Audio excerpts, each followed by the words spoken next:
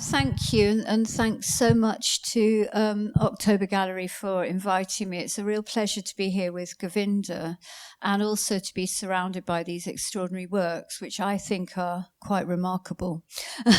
So I want to let Govinda tell some of his story and his, the context to these works, which is also an incredible journey that you've had, Govinda. And I just wanted to sort of initially just speak about how, my thoughts on these paintings when I first came across your work, which was in a group show that October had maybe a year or two ago. And I remember sort of being very struck by them and sort of almost in awe of them, their sort of luminosity, the incredible sort of energy within them, and the sort of mastery of form that you achieve in these really exquisite abstract works. So, we'll go back to that a bit later on and talk a little bit about your process and your execution. How do you achieve these incredible works? But I wanted to start a little bit back in time, and we had a chat recently, and you were talking about how in your childhood you were really discouraged from drawing, which I found fascinating. So you said to me that you had been punished for drawing, which I found a bit shocking. Can you tell us a little bit about that experience as a child? It was like, my parents were illiterate, and they have a little bit of struggle to provide me the notebook, the sketchbook for to draw or something. And I didn't know what I'm doing. I love to draw. I like to be, being alone myself, and just imitate the goddess picture or the books, any picture things. And I use all those notebooks with full of drawings. And then when they look at my homework, instead of homework, it's just drawing, and they can't buy another, provide me another notebook. So they said, okay, this is not right, and we can't afford anyone, so don't do it.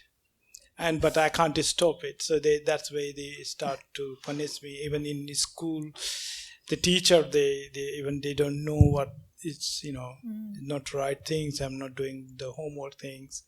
So that was a little bit punished, and I wasn't able to explain myself because there's no one in entire the village there's anybody know about art, or this is the things to is skills or anything, or talent things, or this is a different thing that people enjoy in their life. So they had a little bit tough life in the in childhood, and they would hold, like I had two elder brother and sisters. I stealing their pages from their notebooks, and then I turn into a drawing book so no one can think that I'm stealing. But at that time, the page, all the notebooks which come with the pages, so they count the pages, and if there is any missing pages, they said must be Govinda. So I had a lot of things at that time, and somehow I get away anyway. So they were all started teaching me as well, like, if you finish your high school, you're going to different college, and you further study won't be, it will be more hard and more difficult, and you won't be able to do what you're doing now. So I was scared. What am I going to do? So I thought maybe one of my friends working as a housekeeping in Delhi, in India, he suggested there is a lot of sign painter in Delhi. You can be an artist there. So I left village when I was just finished my high school exam, and then left there. I went to India and then become sign painter there. So doing like a signboard and like a shop or advertisement things. So that was my early age, and I was staying in Delhi for another 4.5 years, and also helping my family, sending money from earning. But I didn't meet any artists that time and didn't know what is art, so I just enjoying the sign writing, wall painting, advertising to the couple of center in Delhi and some part of the UP side, because I was working with a company. They sent me to another each city to paint about their product. And so yeah, so when I back to Kathmandu, Nepal, then I went to Kathmandu. Then I met one artist. He suggested me go to fine art college. That was my early age like that. So I joined the fine art college, and my journey, artistic journey, started from there. Amazing. Yeah. I mean, it seems like you had an absolute compulsion to be an artist. This is really kind of fascinating. It's like you really couldn't not be one, even if everyone else wanted you to be something different. It's really interesting. And also thinking about you doing those drawings, just stealing pages and then doing a training within quite a kind of commercial environment in a way, in a big city, where you were also, a foreigner and having to survive, must have been quite difficult, quite tough. It was very tough because normally it's a mega city. I came from a small village of Nepal, and going to the Delhi is a mega city. But I didn't know where I'm going. I just find, okay, let's see what. I wasn't scared anyway at that time. I was brave enough to talk to the people and take the challenge. Even I don't know, I feel like I'm part of their family and friends. They treat me well, even if life wasn't easy and very challenging. So I think being honest, even in Delhi, I find very good people around there. Very honest people. They think, okay, this is a young boy, just 16-year-old. And I said, okay, it's an honest buy. Somebody said, I work whole day, and they don't want to pay me. The boss wasn't there. So the worker said, okay, you have to come later on. So I went a couple of times to ask the money.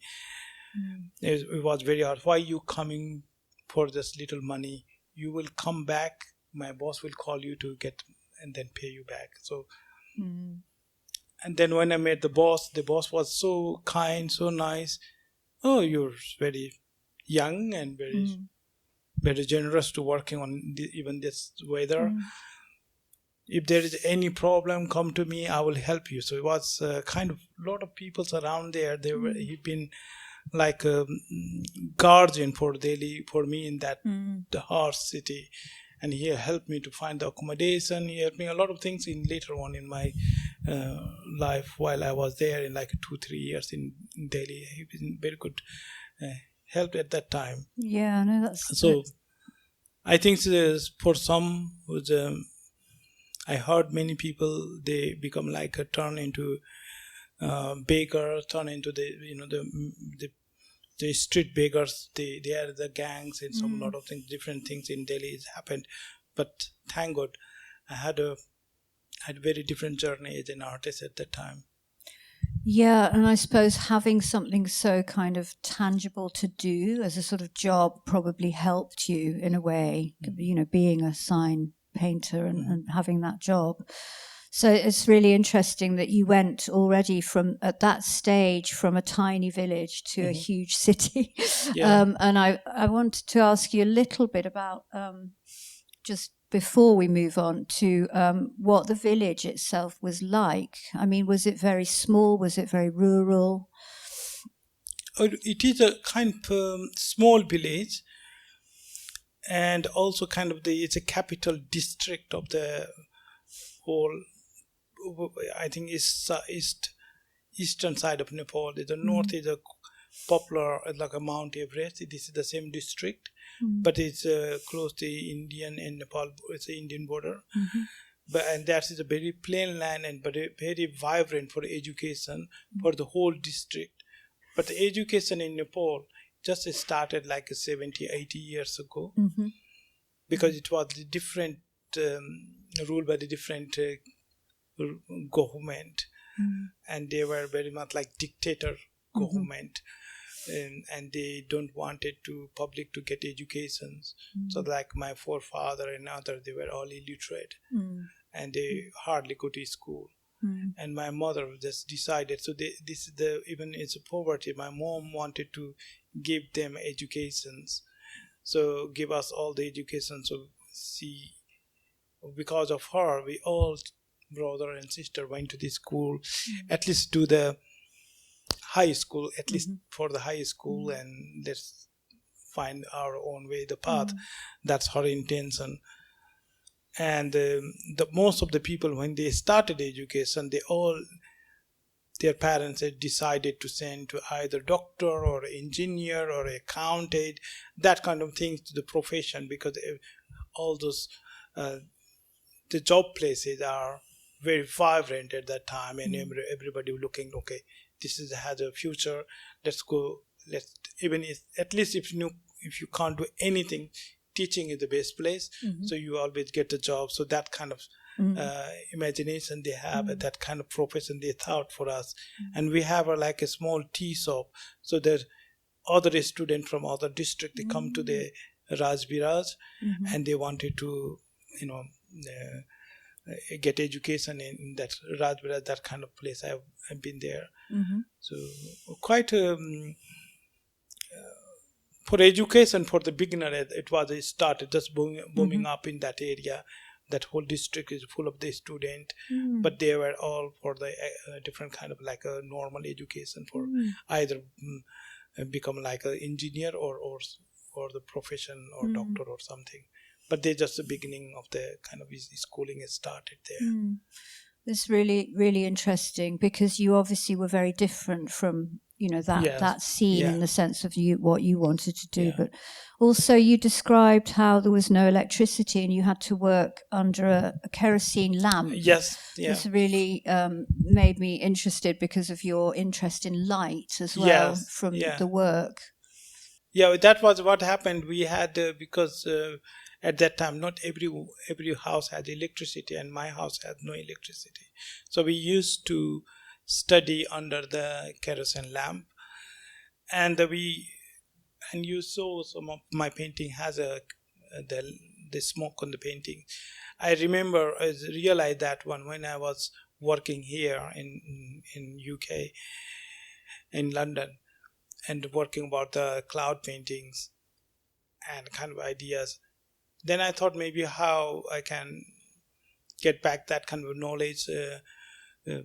I was using kerosene, and though the smoke was very harsh to breathing, and normally we used to get the blood in the morning times after the being quite close to that kind of kerosene lamp.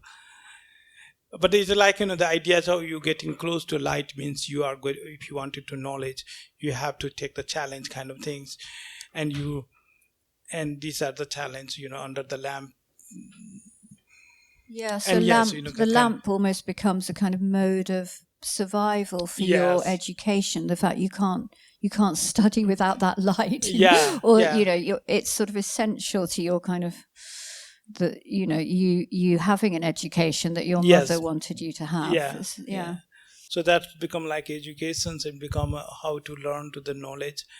At the same times when I'm working at the moment with the cloud, because now the cloud, in winter everybody notice when they produce their own cloud, and the living entity become part. For me, I thought these are we are all a kind of a small tiny cloud of this universe, and we producing the cloud, we producing the energy itself for the nature, and we taking in the cloud itself.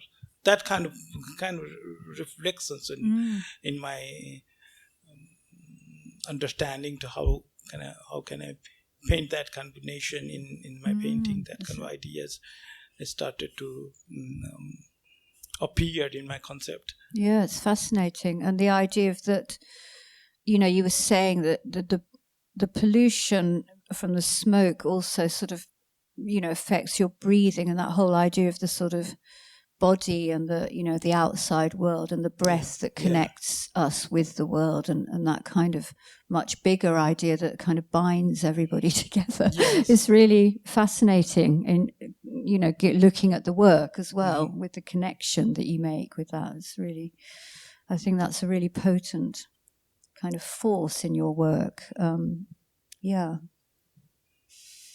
And it seems to me both, sort of spiritual, but also quite physical in some ways, because I suppose I wanted to return back a bit to how this work evolved from the early training, when you said you did end up going to art school in Kathmandu. Yes. Can you tell us a bit about that training when you were at the art school, and what were you actually studying? What were you drawing and painting at that point?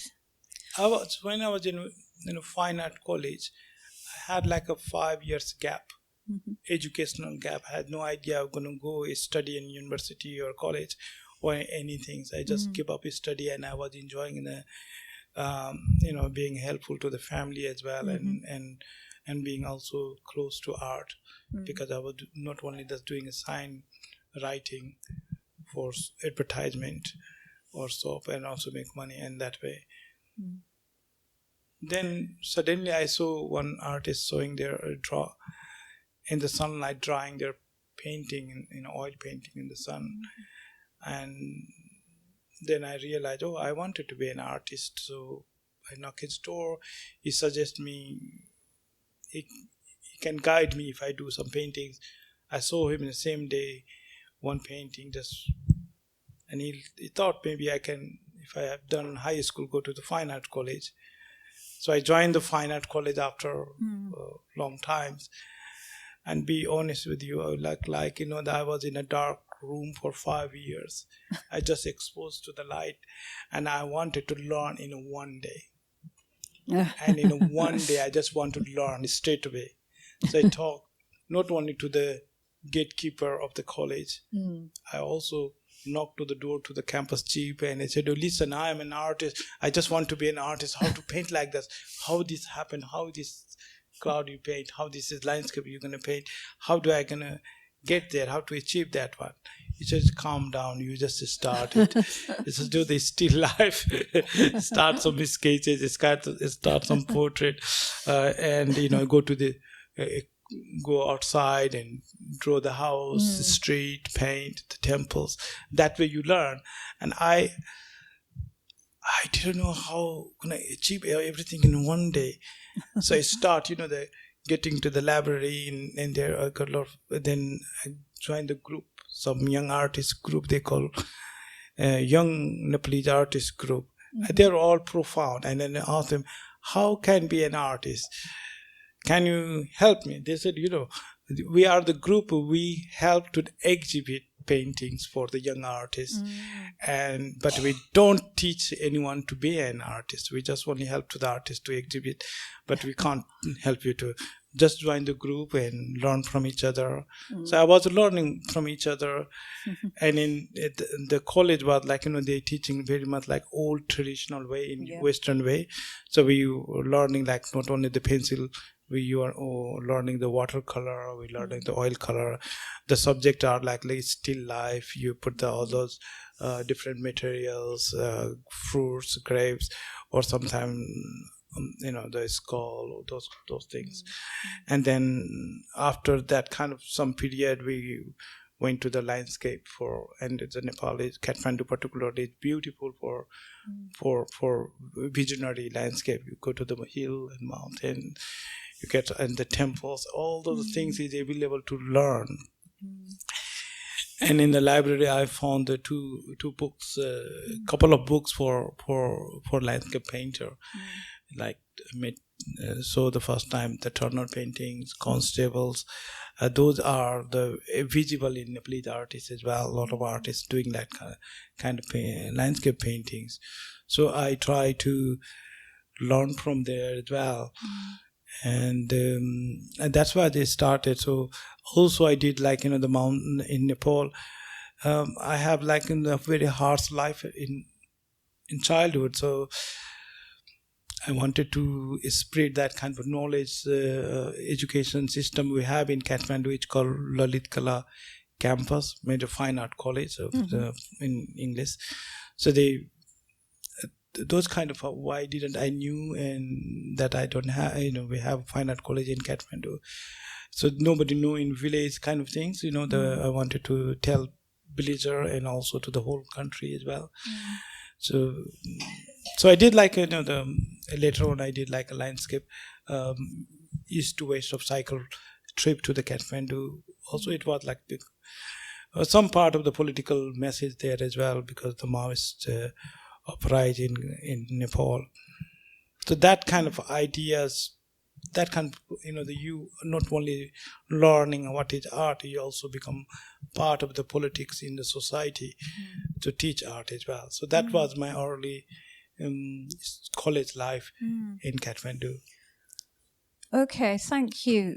Sorry about that. No, long Govinda, that's really answer. great. You went a bit further ahead than, but we could stop there, and I can explain maybe a little bit about that project, because it's you described to me how there was in the 90s there was a sort of Maoist kind of group in Nepal who caused a lot of chaos and violence, and it was actually a very dangerous time in society in Nepal. And during that time, that was when you did this cycle tour. So he started sort of cycling around the whole country, making works, but also sort of creating sort of communities for community art, children in schools and things like that, which sounded incredible. And I think did you say it was called something like 21st century art and peace? Yeah.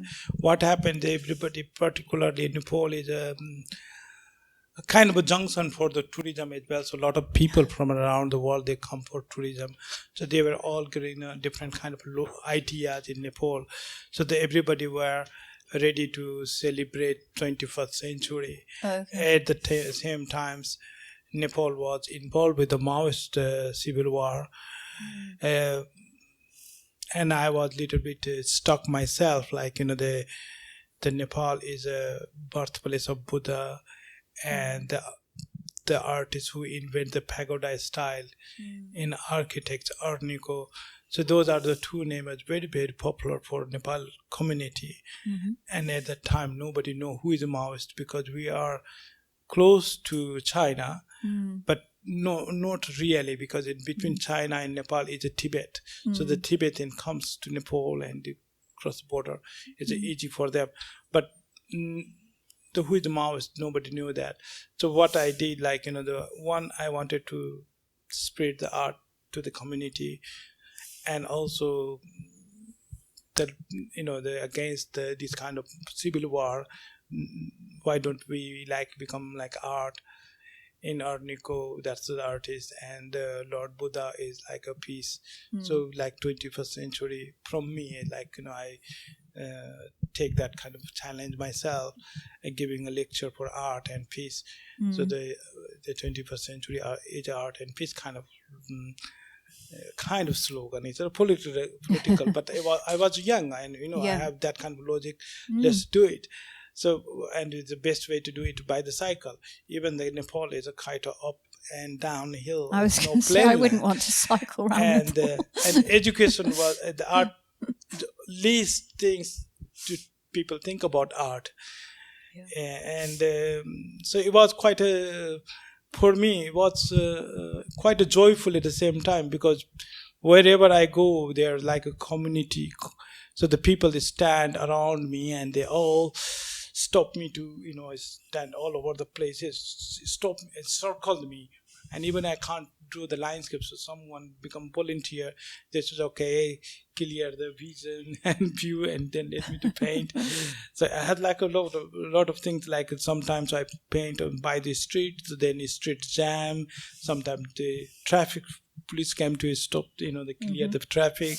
Sometimes people just had an accident while they're looking at me too. I'm drawing the open air and do hit somewhere by the car or not by the tractor once they hit another cyclist.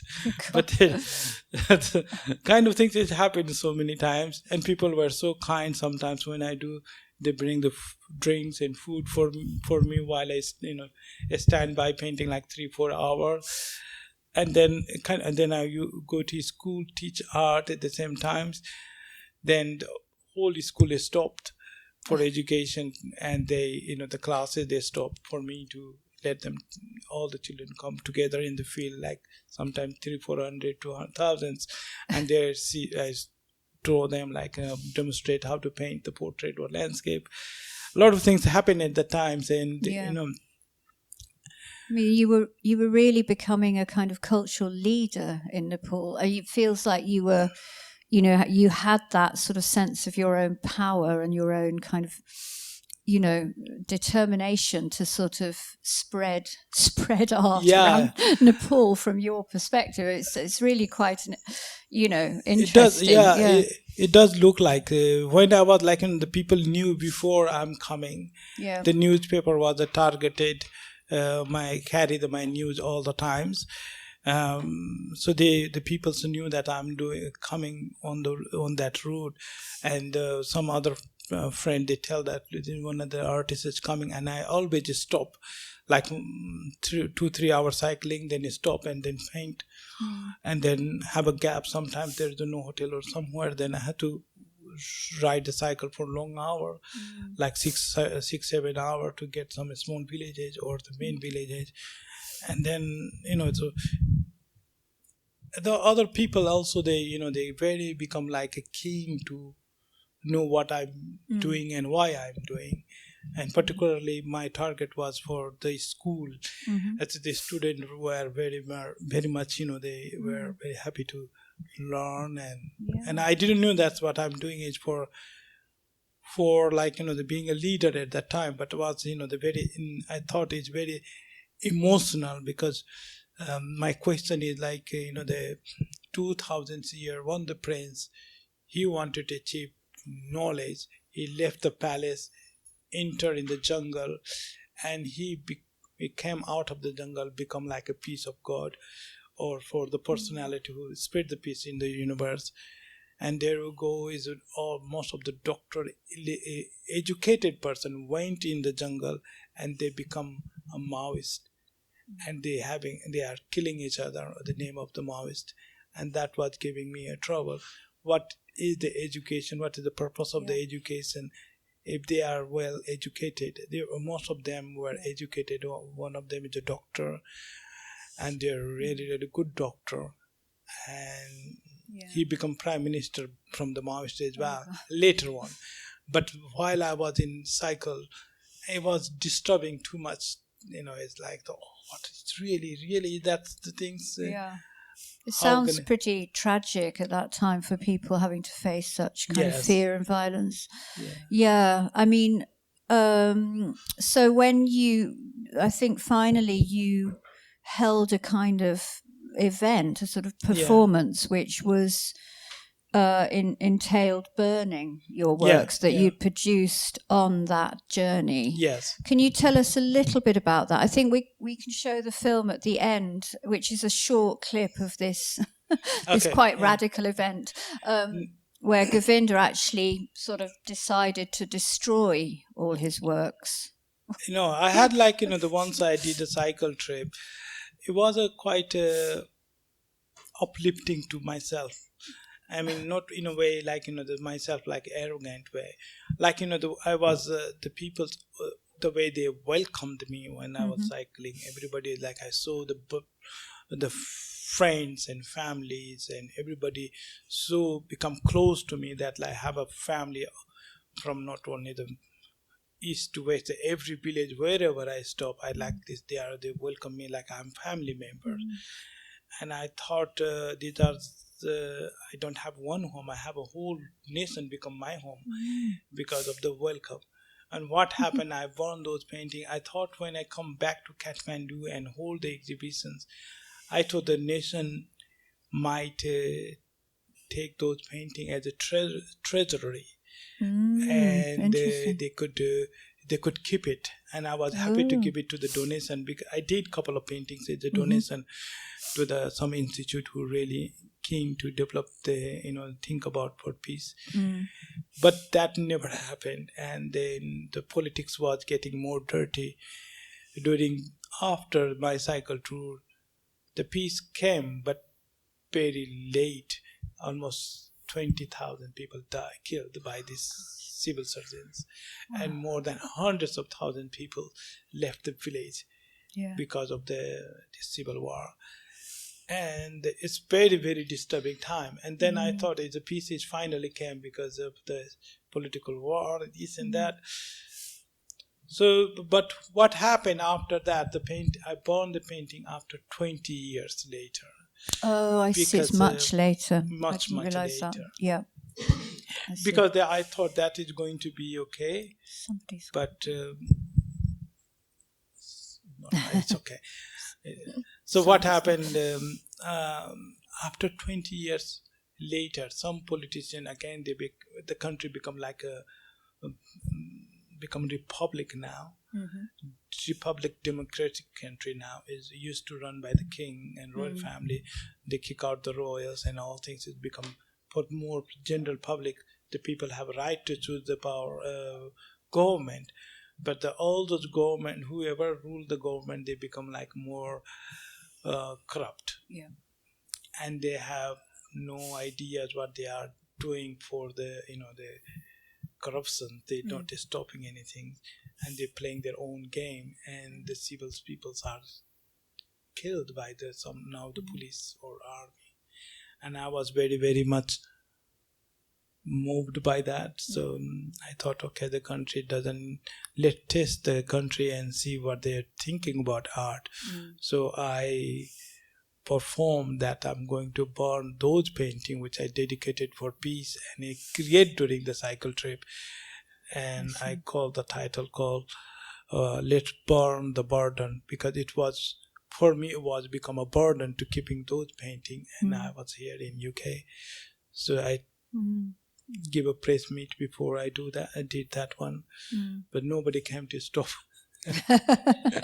Sort of proved your point. No, I did a press release. I said, okay, I'm going to burn. I talked to the artists, other art institute as well. I thought they will care, but nobody cared. And I said, okay, if nobody cared, then it doesn't make any sense, because the painting it's sort of is my it's a sort of gesture of resistance, really, wasn't it? Yeah, sort of holding it for yourself. I mean, it's exactly. I mean, it makes sense, but it also, I was sort of trying to think about all this when we're in this room of painting. So it's trying to connect all of these amazing stories.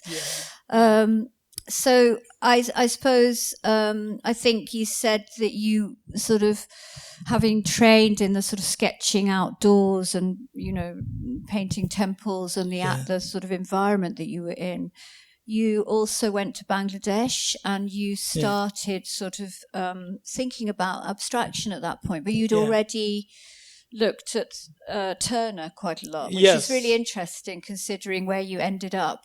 That's right. Randomly, you're now in Margate. Yes, now in the Margate. And also certainly thanks to the Turner as well, because I went to Margate because of him. And had a studio in Brixton. I think Hamza is here, one of the good friends. He came to visit my studio in Brixton long time ago, and I was the studio rent was increased quite a lot. And then I decided to maybe I can move out of the London and get somewhere better place. And then Margate I pick. Margate spoke to you. It spoke to me. And what happened in the landscape painting, I did a lot of landscape painting during the cycle tour, but mostly the cycle tour was the plain line, not that much hill, because normally it's quite hilly in Kathmandu. So I went to the mountain escape after cycle trip to do the mountains sketch, but not on the cycle. I just carrying a lot of stuff and did on the mountain to see how it is. Get the cold, to feel the cold and Himalaya. And then at the same time, I thought after my cycle trip of Nepal and this mountain escape, I hold the exhibition, and that was like almost fully stopped for me for the over the country. I already done like a 20 solo exhibition or in Kathmandu. So the market and art, there is nothing you can do anymore. Everybody know each other. It's small community for art collector. And then I decided to keep that slogan and go to the India and South Asian country like India's Sri Lanka, Bangladesh, Pakistan, and Sri Lanka, and talk about art. So I went to India in 2002 for 2 months, and I hold the solo exhibitions in Mumbai, and then back to Nepal, and then went to again in 2004-5 to Bangladesh for same reason. And when I was in Bangladesh, I get very close to, like, there is a Charukala Institute for Fine Art College. It's very well known, very ancient college for Bangladeshi. And I met a couple of artists there while I was my tour, and some artists suggest me, the Govinda, you did just bachelor degree, and my work was very much a realistic landscape painting. Although I was painting very much like a Turner stylist landscape, but there was no experimental kind of things. I'm just holding myself and limiting myself, like based on the skill. They suggest me I should do MA, and maybe I thought the master doing it in Bangladesh would be the better. So because I saw the culture for art, it's really mind-blowing. I never seen in India like that. In a small whole capital, Dhaka University, the poets play the poem on the street. Culture is like a capital of the culture in Bangladesh. I never thought like that. I was so inspired with them. That's really and interesting. there is sculptures and the revolution of the Bengali, with the language. So they are very deeply close to the culture. So I decided to do the MA in Bangladesh, but I couldn't myself because financially I wasn't strong that much. So I had one art collector and art admirer. He was a British officer in Nepal, and then he moved to Bangladesh as a foreign working for the Bangladesh as a British Empire, the officer. So he sponsored me to study in Bangladesh for MA. And later on, he moved to call back by the foreign department to work in London. He offered me if I can do MA in UK. So I came to UK. And you'd already had this amazing background. Yes. By the time you'd come here, you have this incredible sort of story. Yeah.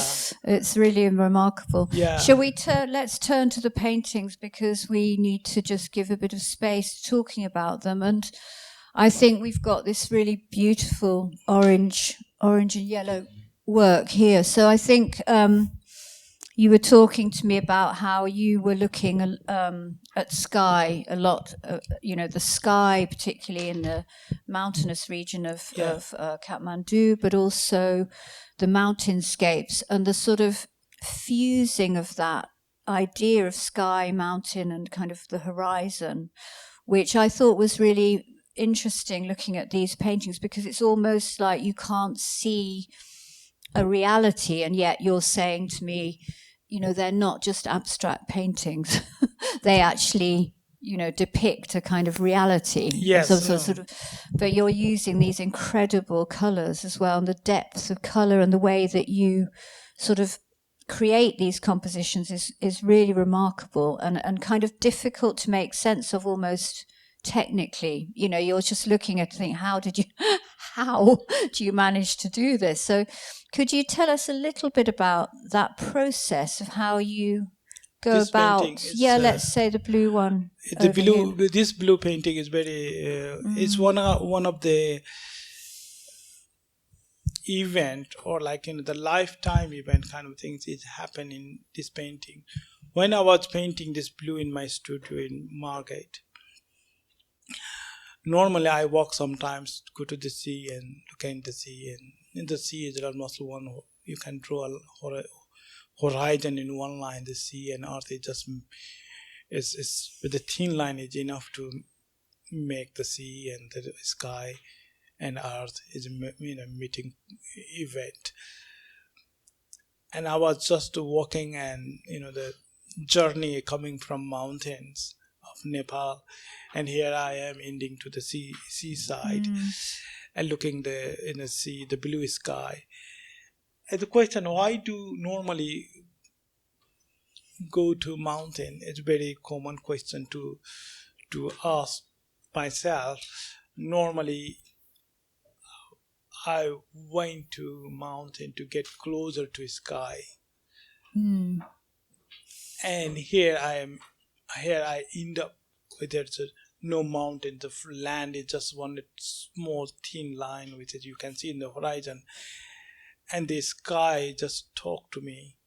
You came to mountain to get me close.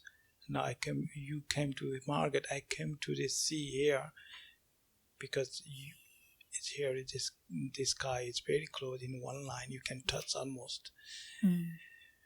So that kind of low, and the unconsciously how I was talking to sky. Can anyone talk to the sky that way? I was later on thought myself, like when your body is sensitive, or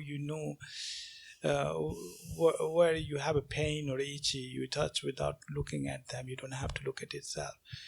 When you are sensitive in nature, you don't feel apart. You are a part of the one. And the sky wasn't away from me. It was within myself, and he was our conversation within myself. And that was the logic. And I just wake from myself in the studio, like, what is really, that's the sense, that's the answer. Because when I paint, normally I become selfless or mindless. My brain doesn't work at all. And so there's no conversation. It's because you don't talk to yourself. Normally, how long are you going to talk to yourself? Everything becomes silence. And whatever, like a radio is running, or the mobile is ringing, or time is passing, you don't know. The light is passing, doesn't know anything. Normally, I don't know. When I stop painting, then I realize what is the time, what is going on, what I supposed to do, where I supposed to be, and what I'm doing now. It's that kind of things. It's realized it's very later when I wake up from stopping the painting. Normally, and these are the painting I try to achieve. I've been living when I was cycle tour. I was living when I was in mountain. I was breathing there, and I know all the mountain, all those hill, all the depth. Now I'm here in Mount Market. I'm carrying all those experience and I can't give them away. When I paint, it is just appear inside in the painting. Even I don't want it, or I even don't aware of that. It doesn't. I don't mean that I'm going to make beautiful sky or beautiful mountain. It doesn't happen like that. It just appear. And they try to paint. I just inspired with the cloud, and then the cloud sometimes carry the mountain as well. The way I paint, because of I trained with that kind of texture technique, that kind of visual I had experience, and then that's why I paint in a way I feel it. So I call myself a couple of experience I have here in Margate. I call mountain to Margate, because one is very, very much rhythms and very much like this musical kind of the poetic way to explain what I am, because it's a Margate is particularly seaside, and all the river from mountain go to the sea, which is in India. Nepal has no sea, so normally our is always a journey. It's like become destiny to go to the sea. The river destiny is the sea, to meet in this sea. And here I am as a small cloud from the mountain, and meeting here in the seaside. Because I still that kind of ideas on my painting. And so how do you, let's say you've got a blue one, because you kind of immerse yourself in this process, and it feels like you're, from what you're saying, you're sort of, your body just kind of you're so immersed in it that you're not even aware of that. But you must start somewhere. So that, for example, with this one, you do you start with a color, or do yes. you? Yeah, of course. I use a lot of layer of color. Sometimes I use not on my base. Sometimes it's not only the white. Sometimes my base is a yellow. Yeah. Sometimes it's a blue. But these are I play with the color for a lot of layer, and then ideas start to appear. And this is the painting as well. It's like a, it remind me like a volcanic is coming up here, but it's not in that way. It remind me like the cloud from up melting, and then it's a rock type of the hot inside the mountain. Normally when the sun rise in the mountain and the one first light hit the mountain, that's almost like sparking the very much like a matchsticks, and they're burning, and then it's become like a gold. And then the gold, when the sun goes up, the light and color go down, and they become like a pictorial, like a blue color or other color normally. And that's that kind of logic. But it's again, the cloud is a kind of, when it is like a, same times I thought they carry the temperature, it's a tempering, it's hot.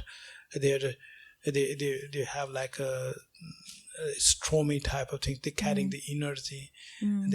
That kind of, that sort of things I was painting on that. That's really fascinating. Thank you, Govinda, for explaining that. I mean, it feels to me like there's a sort of dialogue with you both inside about, or not about, but sort of coming from the depths of your sort of earlier life, as it were, which is also being transferred in these works, which they feel so sort of kind of luminous, but also the depth of color, just it feels as though that those colors come from somewhere else almost. They feel almost otherworldly, although we can recognize, if you're in a place by the sea, the sort of endless kind of variation within that, in the landscape, the seascape. But on the other hand, it's got, they've got that kind of depth, which you'd said to me that, mountains also exist under the sea, which is sort of this like idea that nothing is separated, but that comes into this feeling of the sort of planetary or the cosmic in your work, which is really fascinating. Like in the iceberg, although on the top there is the ice, at the same level of the ice is go under the sea as well.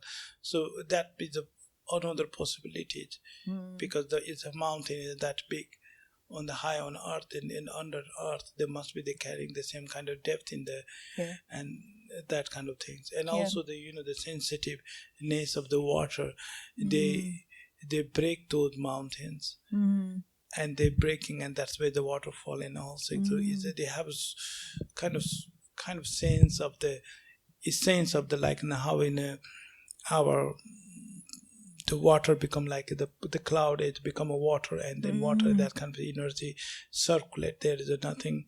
Everything's sort of interconnected, and the whole sort of physical state of the world. And then also I was looking at the Turner work. Most of the artists they go that kind of the landscape to see the mountains and see those rocky mountains, or to draw that way. I don't know what the artists, why our visual, we are all the visual artists, just looking at the vision and then trying to imitate that those kind of phenomena, and we all attract that way, and that we trying to copy, and that's why I try to paint something. I'm not painting something different, but my experience might be the different that you may referring, but my experience, I try to be couple of things like note the Turner. This is another painting I call the Deluge. That Deluge is normally inspired with the Leonardo da Vinci's painting. That one is with the Deluge one. This is the grey one, and he did like in 14th, 15th centuries how he had the experience of the deluge, and my experience was when I was getting his inspiration to do my own way. But it's more like the Rocky and mountains is there on my paintings. Even my sense wasn't to make like that. But when the result, when I wake, it was a different physical, visual, visually represent in front of me. Normally the painting talk to me when I wake up. Then he said, I'm here, Govinda. You can look at me in a different way.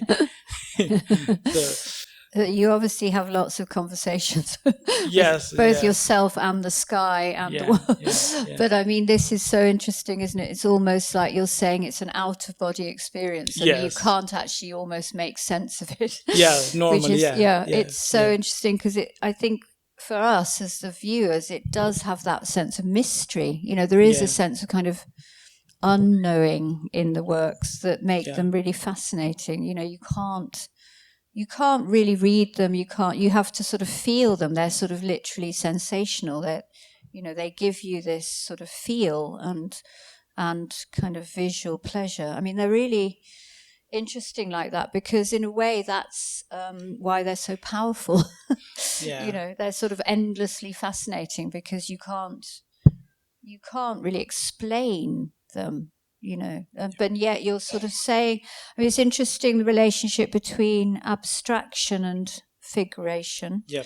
And sometimes for example, in that one, there is a sense of the sort of figurative just coming through, even though it's not obvious, there's not an obvious pictorial aspect to it. So I think that's really fascinating. I think, would you like to add anything, Govinda, or shall we open it up to the audience? Well, I think we can, if any question you think you may. I think so.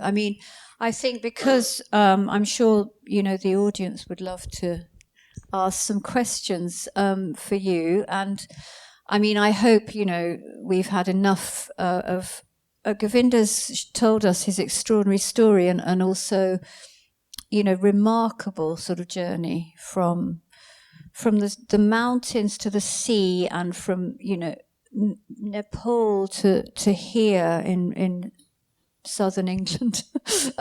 It's just an extraordinary story. And also your sort of determination, your self-determination, just as absolutely, I think, really, really inspiring for me, and I hope it has been for the audience as well.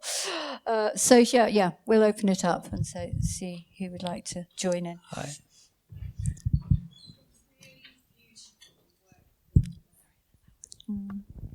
Thank you. Really, really beautiful work. There's a lot of spirit in this for me, spirit and soul in this work. And I was really curious about whether previous life is in this work as well, coming through you. Well, I think if I deeply when I arise these questions, how on earth I'm born in the family who has no sense of art, and the punishment going through, and my determination without knowing what is art. And then the journey took me to the Delhi. Even there is a lot of that kind of offer or suggestions when at that times my other friends who helped me to get in Delhi, because I went to Delhi without any money, so the traveling was depend on my friends and other.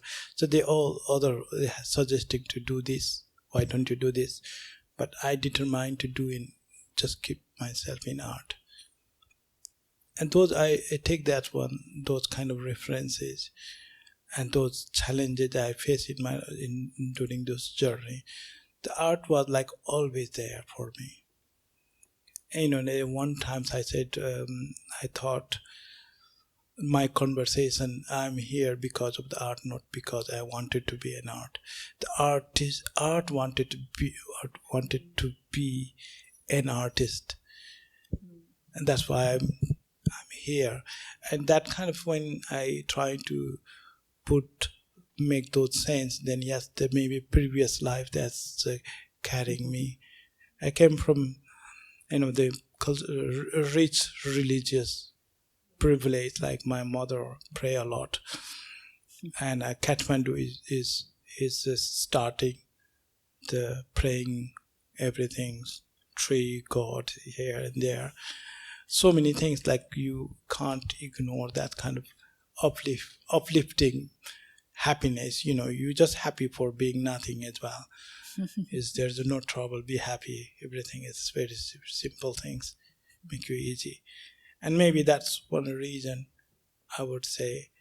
And yeah, when I paint and I get a lot of questions about it, which philosophy, which religion do you believe? Sometimes some other religious people also talk to me, and then I said, this, do you think do you think your God, your God make it everything? So yes. They said yes.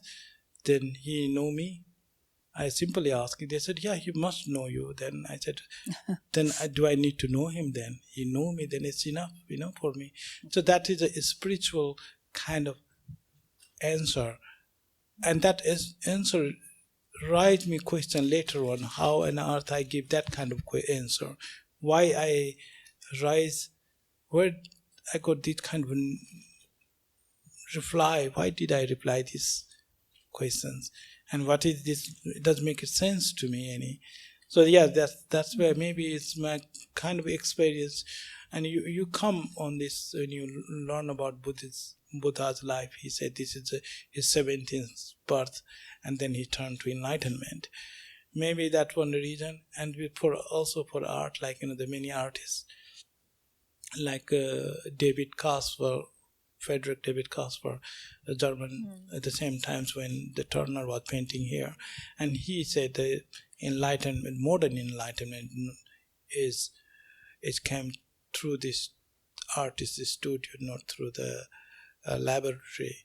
So that kind of the art practice, maybe that have that kind of element.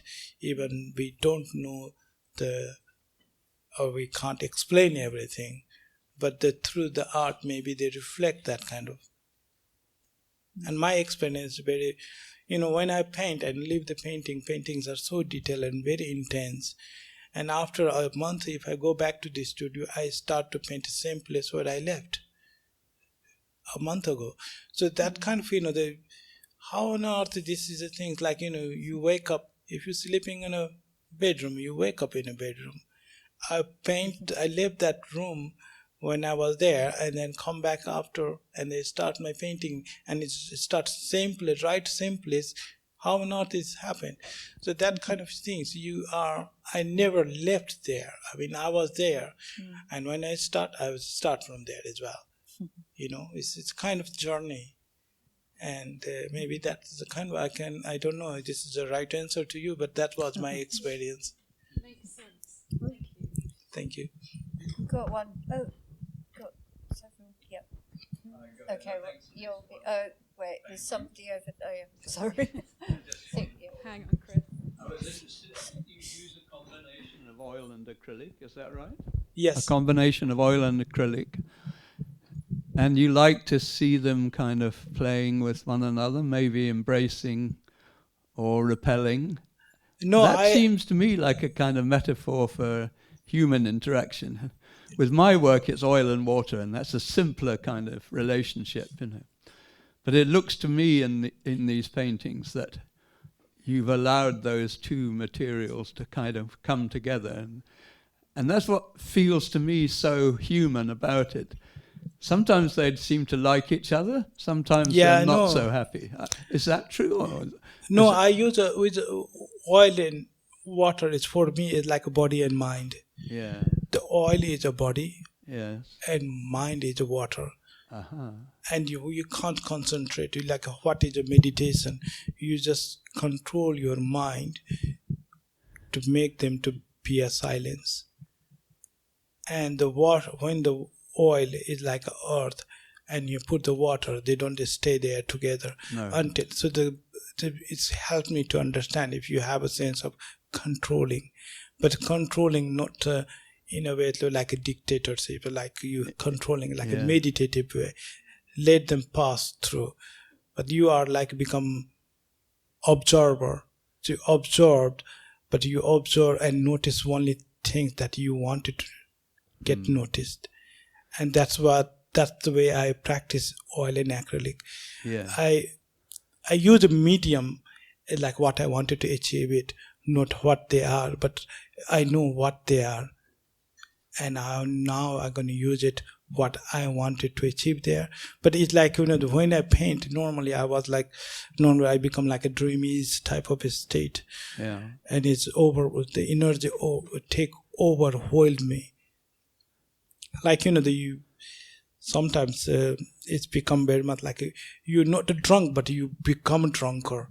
Yeah. When you wake up, you have no sense of how long you've been sleeping, and that kind of ideas, and that kind of experience. Most of my painting happened.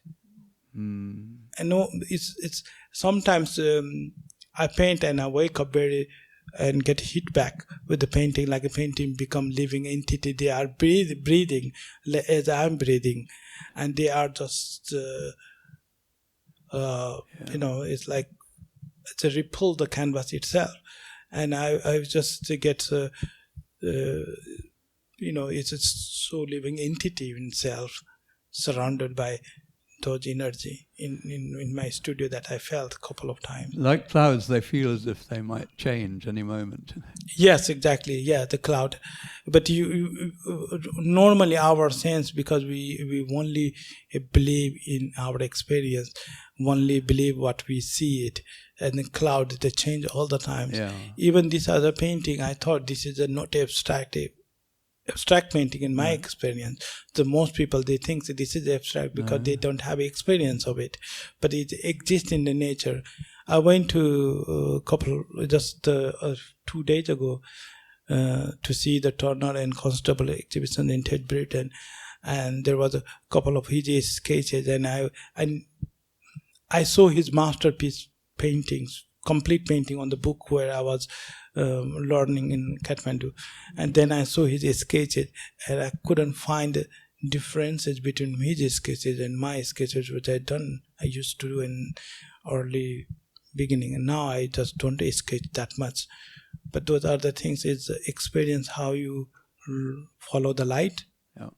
We don't follow what is object, we follow the light, and that become the line. Actually, that's the sketch where it's breaking, and that's the kind of idea. Like, we try to make like, that's where I use like oil and acrylic. But Yeah. They don't occupy, to me, any kind of ism, whether it's abstraction or impressionism or symbolism or whatever. They have their own life, their own changing life. Anyway, yeah, thank you so much. you're welcome.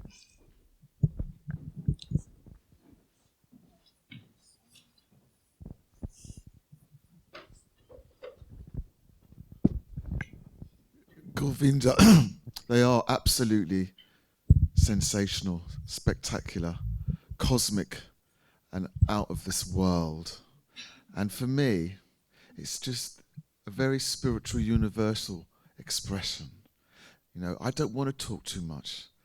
They talk about, for me, how beautiful the universe and the planet is. And it's so lovely that you, as an artist, can capture it however you want to express it your way. But we live on a beautiful planet in an incredible universe. And I'm surrounded by someone who's been able to capture that. Thank you. Thank you.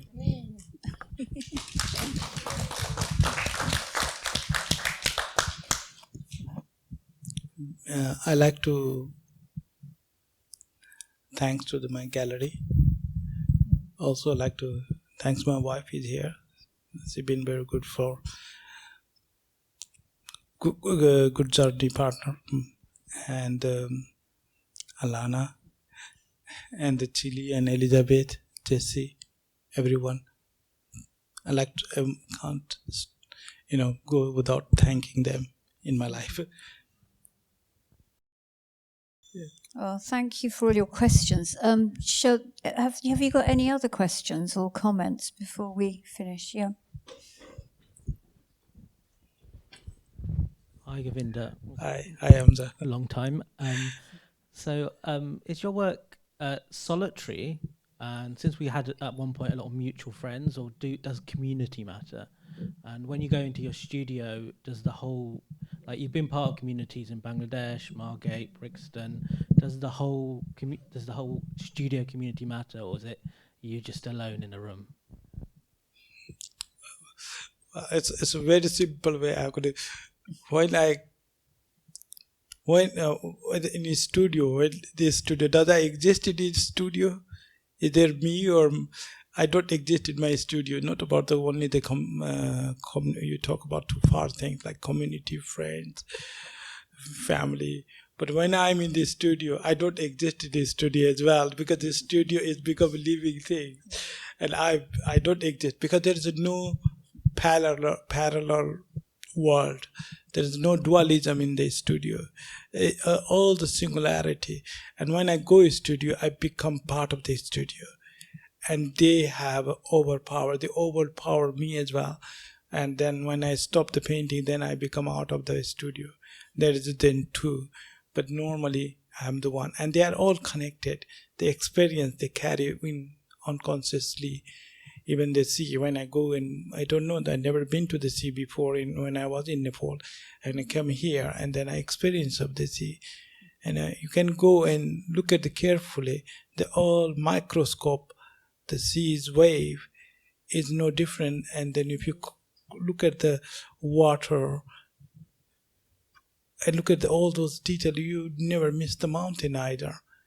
It's very, and then that kind of experience what I have in Brixton's, two things, here in Clapham Junction, I spent there like almost 10 years, and 10 years experience of the mountain in Margate. The Margate become beautiful because it's flat land. I can have my vision more clear than the city. But they do have experience of myself. I enjoy the myself of the life of the family life. But when you studio, normally the studio say, the art say this, set up Govinda, don't talk anymore.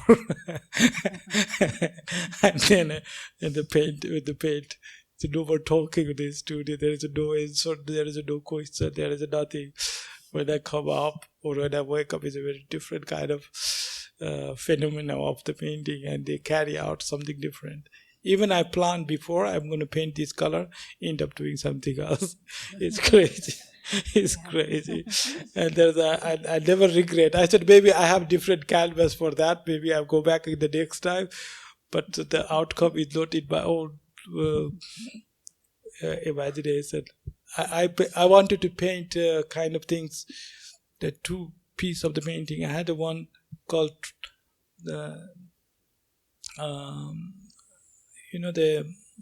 sorry, I may ask help. The title of the painting was Omar have it, The Desperate Truth. Omar has one painting, the very first, so it's called Desperate of the Truth. Normally I wanted to paint called The Melting Truth. Yeah, so I paint in Hindi it's called very much like a Pigalta Satya. It's quite nice, but it was like a melting truth. That was one of the painting. But before I want something to paint that melting truth, but it was the painting become like the truth of despair. And It was like I have some poetic experience at the beginning time, but the painting has their own way to express. So it doesn't exist. I don't exist there. My mind, it doesn't exist when I'm there. Not sure if you answered his question. I don't Never know. mind. I don't know. Never mind. I don't exist, so I think we get it. I am outside the studio, so I can't be. I can't tell you. There's another comment. Yeah, question. thanks. I very much like these, and for me, they're very corporeal and sensory. Yeah, very alive, and when I first saw them about a month ago, I felt like I wasn't sure if I was looking at something from the outside or inside something, looking at the structure of it. And it feels like it's a kind of painting of the structure of energy of certain forms that you've encountered or whatever. But my question, actually, I do have a question, which is that the other thing that happened to me a month ago when I was looking at it, specifically with this one, but also maybe with a couple of others, is I felt like I was seeing a human in it, but you simply had to turn the painting that way, 180 degrees. And I'm wondering, are people in your paintings as sort of vague shapes?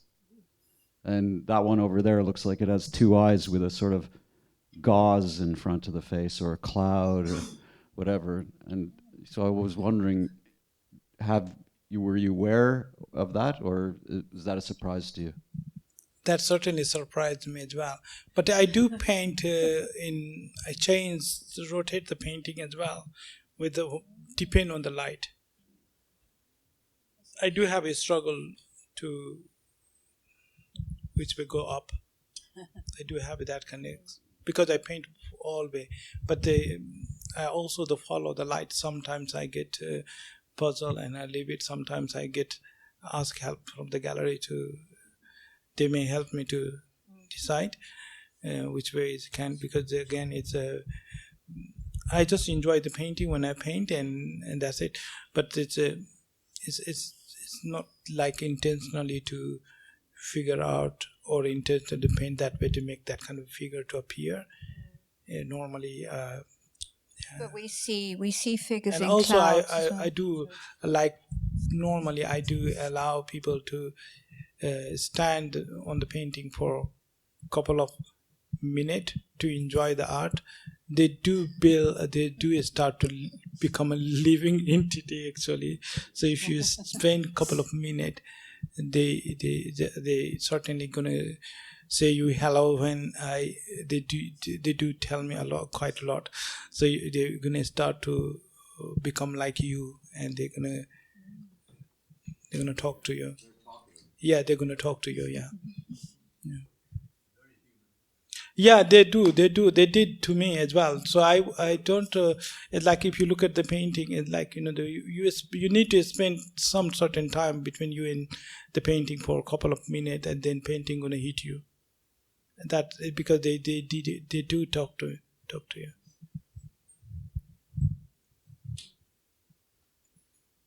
Thank you. I think we've come to a very good end to the conversation, but I want to thank the gallery again and for such a fantastic exhibition, and especially to you, Govinda, for being so generous with sharing so many things about your work, and also, your connections and how you work, and the idea of it being so sort of such a dialogue, such a kind of living entity, and all of those things about sort of energy, in the cosmos, and the fact that you've brought us all in a very short space of time through this rather amazing journey of your own. So it's really fantastic, and thank you so much. It's been really a real pleasure to sort of feel I've got to know them a lot more, your paintings and you. So it's been a great pleasure. Thank you. Thank you very much. Thank you.